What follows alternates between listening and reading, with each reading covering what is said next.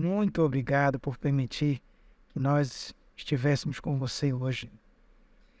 Eu gostaria de desejar para você a graça e a paz do nosso Senhor Jesus Cristo, que você possa ser muito abençoado. Seja bem-vindo você que está aí para mais um estudo da lição da Escola Sabatina. Esse trimestre, estamos estudando sobre as 3 mensagens do Apocalipse. E hoje, vamos dar ênfase à lição número 5. Antes de iniciarmos diretamente ao estudo da lição, nós faremos agora uma breve oração. Feche seus olhos e ore comigo.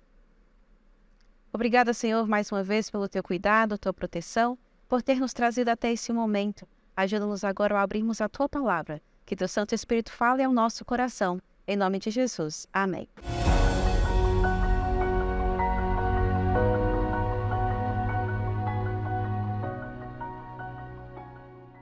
A lição número 5 trata sobre a boa notícia do juízo. E essa semana tem um verso muito especial que nos identifica claramente como Igreja Adventista do Sétimo Dia. E ao falarmos sobre essa boa notícia, vamos destacar então o verso para memorizar, que se encontra em Apocalipse 14, o verso 7. A gente incentiva que realmente seja um verso para memorizar. Porém, estamos no início da semana, acredito que durante a semana teremos a oportunidade de se lermos todos os dias. Poderemos ler então e talvez memorizar Apocalipse 14, verso 7, que diz assim: dizendo com voz forte, temam a Deus e deem glória a Ele, pois é chegada a hora em que Ele vai julgar. E adorem aquele que fez o céu, a terra, o mar e as fontes das águas. Em que contexto a gente encontra esse verso de Apocalipse 14, 7? Essa é a primeira mensagem que a gente chama de mensagem angélica? Em que contexto está esse verso? Sim, esse verso está dentro do arcabouço das 3 mensagens angélicas e, olhando um pouco mais amplo, está dentro do que começamos a estudar no capítulo 12 e no capítulo 13 de Apocalipse, onde fala da luta do dragão contra a igreja. E a resposta de Deus vem através de Apocalipse capítulo 14, especialmente o verso 6 em diante, que é o tema da lição que estamos estudando durante todo esse trimestre. Mais especificamente, o verso 7, logicamente, vem depois do verso 6. E o verso 7 faz parte do que nós já estudamos nos meses anteriores, nas lições anteriores, que fala do Evangelho Eterno. Poderia então ler o verso 6 para a gente entender esse contexto e darmos então continuidade a essa questão do juízo e o que diz a mensagem? O verso 6 diz assim: vi outro anjo voando pelo meio do céu, tendo o Evangelho Eterno para pregar aos que se assentam sobre a terra, e a cada nação, e tribo, e língua, e povo. Então vem o verso 7 para explicar, expressar que Evangelho Eterno é esse, o que deve ser falado.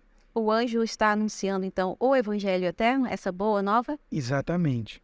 A boa nova que ele vai anunciar, que é dito que ele vai anunciar no verso 6, ele então anuncia no verso 7, quando ele diz: teme a Deus e dá-lhe glória, porque é chegada a hora do seu juízo. Adorar aquele que fez o céu, a terra, o mar e a fonte das águas. Mas como é que eu posso considerar isso uma boa notícia, ou uma boa nova, se vai se falar exatamente sobre juízo? Que relação existe entre uma boa notícia, que é a palavra evangelho, e juízo? Como que se explica isso? É interessante porque quando eu nasci na Igreja Adventista, e 50 anos atrás, e quando se falava em juízo investigativo, qualquer uma das suas fases do juízo, eu tinha muito medo. E as pessoas tinham medo. Está falando de juízo. Meu nome está passando no céu. Será que eu estou salvo ou estou perdido? Com certeza traz medo. E talvez até terror, né? E especial porque quando nós vemos na lição de segunda-feira, vai falar sobre o juízo e as boas obras. Que eu sou julgado pelas minhas boas obras. Né? E tem um texto lá em Apocalipse capítulo 20, que eu acho que é interessante ler. Apocalipse capítulo 20, verso 12. Isso. Apocalipse. Texto importante de se ler. Capítulo 20, o verso 12 de Apocalipse diz assim: Vi também os mortos, os grandes e os pequenos, postos em pé diante do trono. Então se abriram livros, ainda outro livro, o livro da vida foi aberto, e os mortos foram julgados segundo as suas obras, conforme que se achava escrito nos livros. É muito claro. Apocalipse é só um texto. Você tem isso em toda a Bíblia, em especial no Novo Testamento, dizendo que o juízo, alguns chamam até de justificação final, é pelas obras. A linguagem que a Bíblia traz é de juízo pelas obras. E você não pode tirar esses textos da Bíblia. O juízo final é pelas obras. E a gente olha para dentro de nós, porque a gente faz todo dia, e diz: como é que eu posso me salvar no juízo? Não. Provavelmente essa é a razão do medo. E como é que então a gente fala aqui como é que a gente coloca no contexto, né? O que está em Apocalipse capítulo 14, verso 6 e verso 7. O juízo como Uma boa notícia. Boa notícia, como evangelho. Evangelho e boas novas é a mesma coisa. Evangelho é a tradução, é a transliteração grega da palavra que significa boas novas. Como é que isso é boas novas? Né? E é interessante dizer que esse evangelho eterno, antes de dizer o que é boas novas, porque o juízo é boas novas, é importante mostrar que esse evangelho ele é eterno. E o evangelho ele engloba muitas coisas. Quando você vai, por exemplo, para Romanos capítulo 1, verso 1 ao verso 6 ou 7, que é um dos resumos mais bem estruturados sobre o evangelho, você vai ver que Paulo ali diz que evangelho é a pessoa de Cristo, o que ele é, o que ele faz. E o que ele faz por nós, por mim, por você. E através de nós. Então evangelho aqui como juízo. Lá Paulo falando sobre o evangelho como Cristo, o que ele é, o que ele faz por nós e através de nós. E tudo isso tem que estar dentro desse arcabouço. Eu creio que Romanos dá essa visão, esse panorama geral. Mas Apocalipse capítulo 14, 6 e 7 está dentro desse contexto que eu falei, que nós chamamos de verdade presente. É o aspecto do evangelho que é enfatizado por essa primeira mensagem angélica. Dentro desse contexto da luta do bem contra o mal. O mal tenta atacar os mandamentos de Deus. Você tem as três entidades satânicas, ou chamada Trindade do Mal, no capítulo 13. O dragão, a besta que surge da terra e a besta que surge do mar. Eu falei em ordem inversa, né? Primeiro é o dragão, depois a besta que surge do mar, depois da terra. E você tem então as três mensagens angélicas respondendo. O evangelho eterno aqui agora é visto dessa perspectiva do juízo, como a verdade presente que vai responder às ações do capítulo 13. Então, essa mensagem do primeiro anjo, a forma mais correta de interpretar seria dizer que o evangelho e o juízo, ambos fazem parte dessa mensagem do primeiro anjo, ou simplesmente dizer que a mensagem do primeiro anjo é o evangelho ou o juízo? Como fazer essa melhor interpretação? A mensagem do primeiro anjo é o evangelho. São as boas novas, o evangelho eterno. Agora, dentro do evangelho eterno, ele aqui, nesse contexto da luta com o bem e o mal, entre o bem e o mal, ele seleciona, ele enfoca uma realidade desse evangelho, que Paulo resume de maneira completa. Aqui, essa mensagem angélica, ela é focada na questão do juízo, da adoração. E o juízo é feito pelas obras, correto? Isso. Como então que eu posso entender uma boa nova, sendo o evangelho eterno, do juízo, no sentido de que quando olho para mim mesmo não tenho como me salvar, por conta das minhas obras? Então, como seria então essa combinação, essa ideia realmente de juízo e boas novas? A Bíblia fala de inúmeros lugares, Efésios capítulo 2, Romanos capítulo 1 a 9, e outros lugares, 1 a 11, e outros lugares falam sobre a relação entre salvação, obras. Mas é interessante, antes de falar sobre isso, nós vemos por que o juízo é boas novas. Eu creio que o lugar assim onde é descrito de maneira até pictórica, né? Até descrevendo com imagens, está lá no capítulo 7 do livro de Daniel, quando vai descrever o que é o juízo. O juízo. E aí você pode entender melhor por que juízo, em Apocalipse capítulo 14, é boas novas. Então, entender o juízo faz-me entender a boa nova, a boa notícia. Quando eu entendo o juízo dentro da perspectiva bíblica, eu vou entender que ele de fato é boa nova. Quando a gente vai para Daniel capítulo 7, é correto dizer que ali começa o juízo? Não. E ele se completa no final dos tempos? Essa é uma boa pergunta. Já alguns anos atrás, um artigo escrito pelo Dr. Giri Moskala, ele demonstra que a Bíblia ela fala de um juízo só. Não apenas ele fala que é um juízo só, outros também falam, mas ele consegue mostrar na Bíblia que são 7 fases do juízo. De um mesmo juízo. De um mesmo juízo. 7 fases. O primeiro do Antigo Testamento, né, chama-se os juízos prolépticos ou os juízos tipológicos, que apontam para os outros 6 juízos que acontecem no Novo Testamento. O juízo de aceitar a Cristo, né? E aí por aí vai até o juízo que você vê, os 2 juízos que você vê lá no final, no capítulo 20 de Apocalipse, quando abre-se os livros, se passa... Abre-se um livro e depois, quando volta, quando desce a Cidade Santa, tem mais um último juízo. Juízo final. É um processo inteiro. Não é? E talvez o mais forte seja esse de aceitar ou rejeitar a Jesus Cristo, que o livro de João fala. Quem aceita Cristo não passa pelo julgamento. Mas esse juízo de Daniel vai falar sobre um momento específico que nós vamos estudar na lição da próxima semana. Que momento é esse? Mas ele descreve esse juízo de Apocalipse capítulo 14 dentro desse contexto da adoração, né? Adorar aquele que fez os céus, a terra e o mar. Então, dentro desse contexto, você entende Daniel 7, essa fase do juízo, que é chamado por alguns de juízo investigativo, porque ele vai investigar. Então, seria interessante voltarmos então a Daniel, capítulo Muito 7. Bem. Onde começamos? Verso 9, 10, para a gente entender o processo do juízo. E depois a gente vai ver qual é o resultado desse juízo. Certo. Então, eu vou estar lendo aqui em Daniel capítulo 7, versos 9, 10 e 13. Então, Daniel capítulo 7, verso 9 diz assim: Continuei olhando até que foram postos uns tronos, e o ancião de dias se assentou. Sua veste era branca como a neve, e os cabelos da cabeça como a pura lã. O seu trono eram chamas de fogo, e suas rodas eram fogo ardente. Verso 10. Um rio de fogo manava e saía de diante dele. Milhares de milhares o serviam, e miríades de miríades estavam diante dele. Assentou-se o tribunal e se abriram os livros. Então, é uma cena de juízo, né? Com certeza.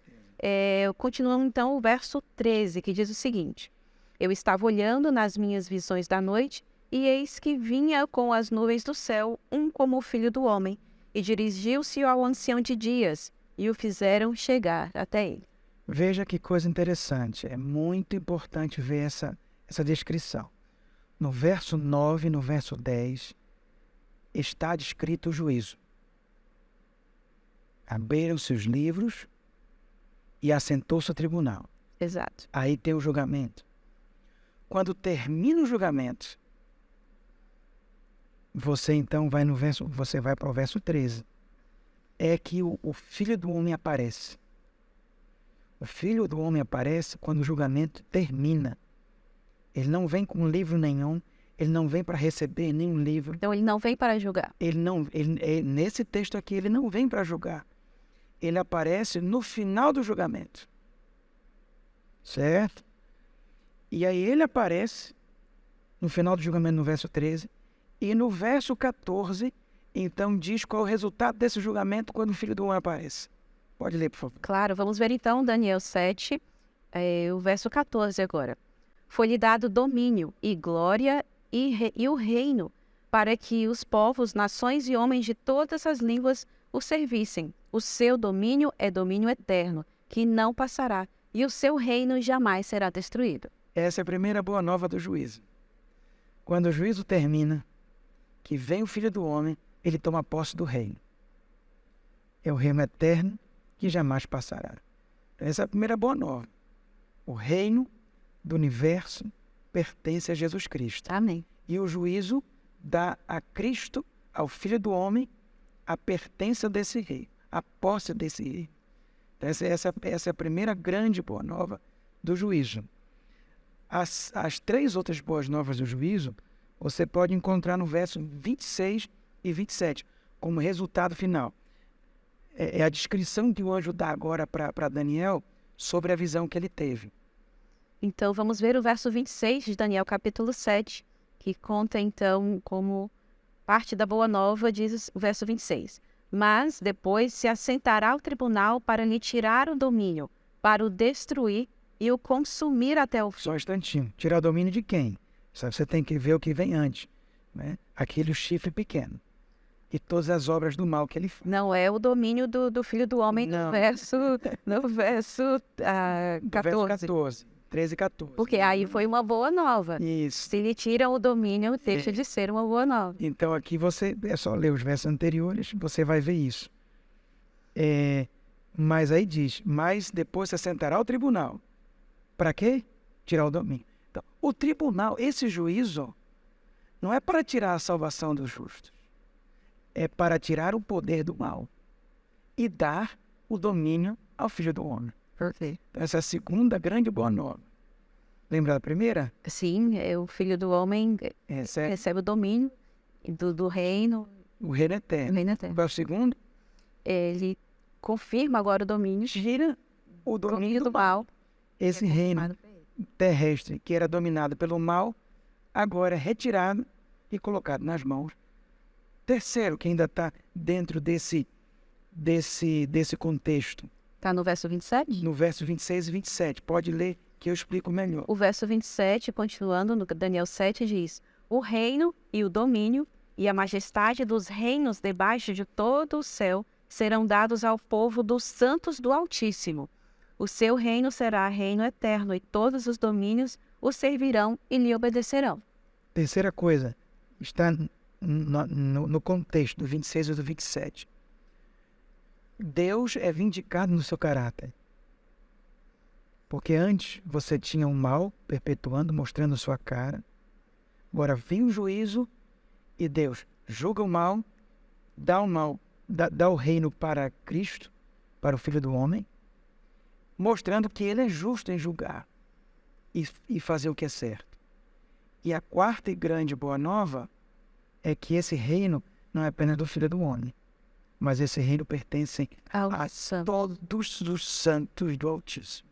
Então, quem está em Cristo, quem aceitou a Cristo como seu Salvador pessoal, não tem por que temer o juízo. Mesmo sendo julgado pelas minhas obras. Mesmo sendo julgado pelas minhas obras. Porque o julgamento é pelas minhas obras, mas o veredito final é por aquele que não falha, Jesus Cristo. Amém. Aquele que está em Cristo recebe o galardão final. Onde entra as boas obras nisso? Aí você precisa dar uma olhadinha e entender melhor, por exemplo, o livro de Tiago. Vou fazer uma comparação entre Tiago e Paulo, né? As boas obras em toda a Bíblia são a demonstração de que eu estou em Cristo, de que eu tenho fé genuína, profunda em Cristo. Não a fé como um assentimento mental, mas uma fé que me leva a crer e entregar-me de maneira completa a Jesus Cristo. E quando eu tenho esse tipo de fé, esse tipo de fé sempre traz consigo uma mudança de vida e de caráter. Um grande exemplo que se dá, eu gosto de dar, alguns falam, na cruz, como é que aquele bom ladrão, né, chamado, como é que você mostra que ele fez boas obras? Epa, ele fez. Quando você compara Mateus, Marcos e Lucas, você vai ver que em um dos evangelhos, os dois ladrões estão zombando de Cristo. Mas depois que um dos ladrões, chamado de bom ladrão, e na tradição ele tem um nome chamado Dimas, né? Os evangelhos não falam. Ele olha para Cristo de uma maneira diferente. e ele encontra em Cristo alguém real, Salvador, ele para de zombar de Cristo e agora defende Cristo perante o seu outro, perante o acusador, né? Ele diz, rapaz, nós estamos aqui porque nós fizemos o mal, mas esse nem o mal fez. Ou seja, até na cruz, não sei quanto tempo que houve para essa transformação, 5 minutos, 10 minutos, mas há uma mudança de atitude. Então, as boas obras, elas vão demonstrar para o universo inteiro de que vale a pena viver com Jesus Cristo.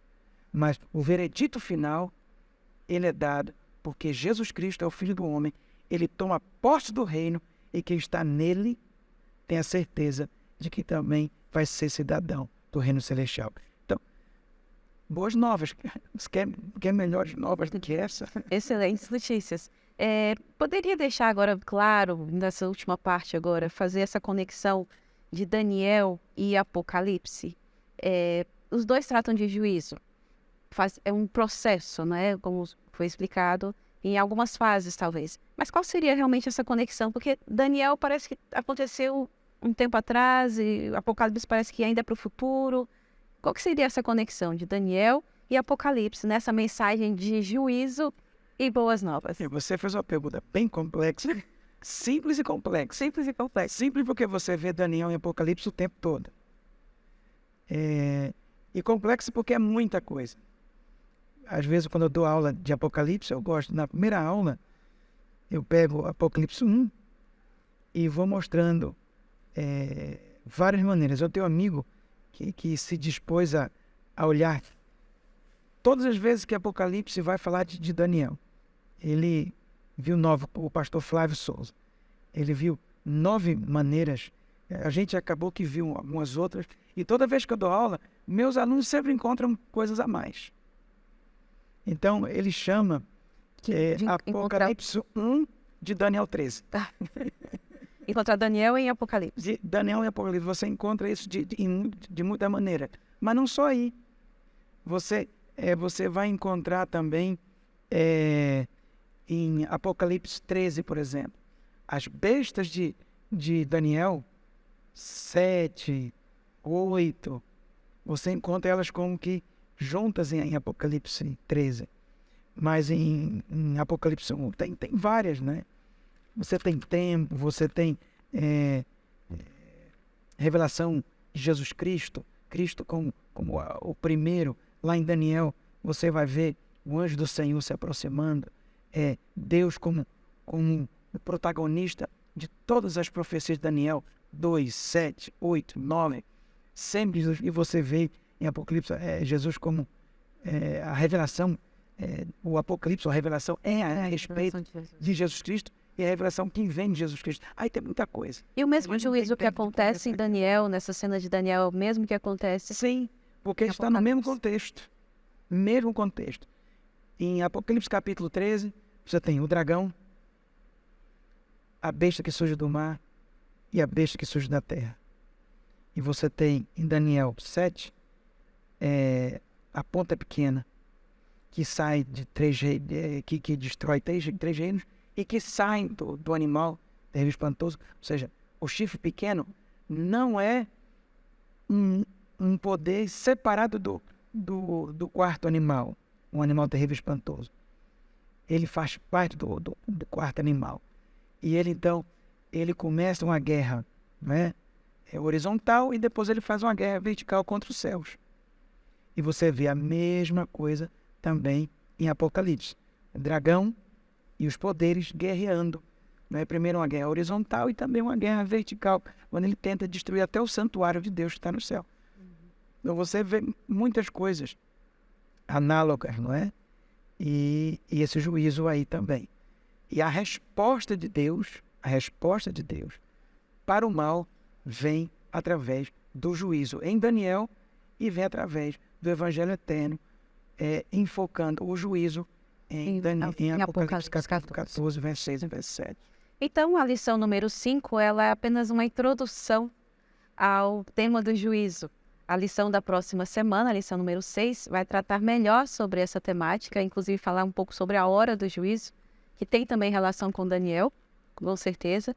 Mas creio que a partir dessa introdução aqui sobre o juízo, na lição número 5, a gente possa entender com as próximas lições esse processo do juízo. Mas a gente não poderia deixar e encerrar sem deixar aqui uma boa nova. É importante resumir isso para ficar no seu coração.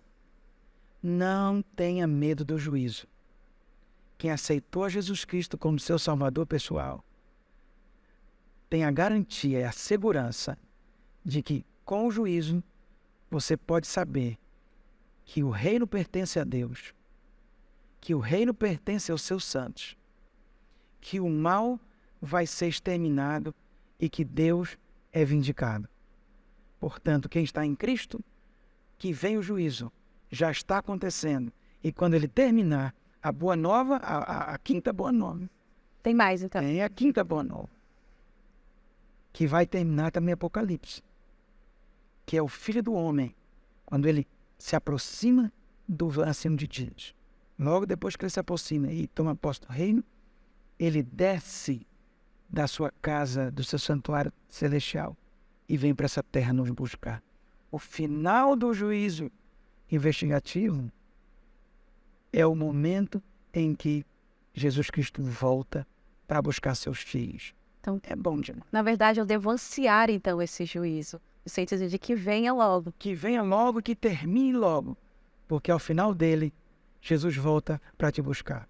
Amém. E o convite que Deus faz hoje é: aceite a Cristo no seu coração. Deixe tudo mais que esteja te impedindo de aceitar a Cristo como Salvador e Senhor da sua vida.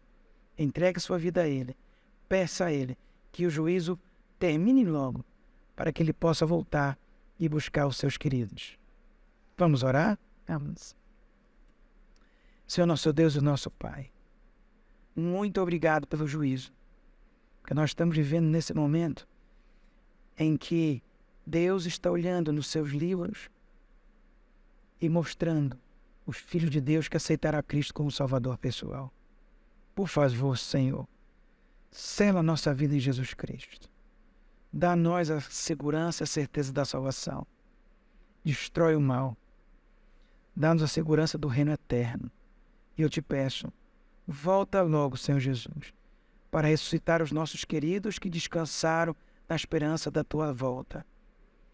E volta logo, Senhor Jesus, para que nós todos possamos sair desse mundo de escuridão, de luta, de dor e de sofrimento, para que nós possamos ir para os ares, para os céus, e nos encontrarmos novamente com o nosso Cristo maravilhoso, com Deus, o Espírito Santo e os santos anjos, na Nova Jerusalém, na Canaã celestial, no santuário celestial.